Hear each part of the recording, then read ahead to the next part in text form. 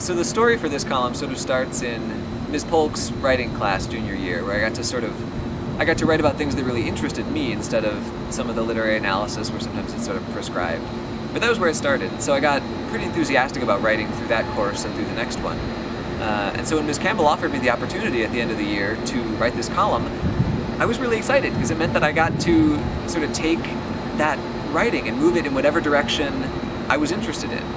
And so I've read columns the last 2 years from Tommy and Nick, and I always thought they were interesting. And I always thought about, what if they would try this? What if they would try that? Would people read it if they did this? And so this is kind of an opportunity to try some of those things and see what happens. So I'm pretty excited.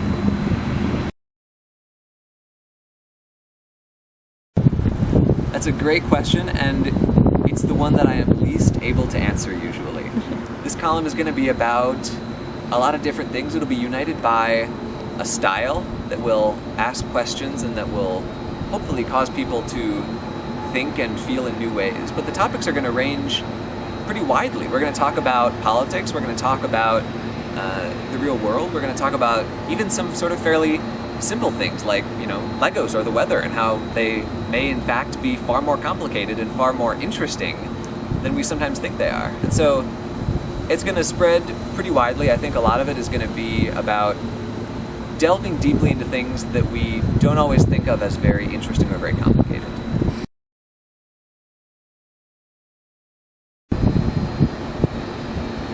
So I think my hopes for this column, I think I would like it to be a conversation, is I suppose the way I would describe it.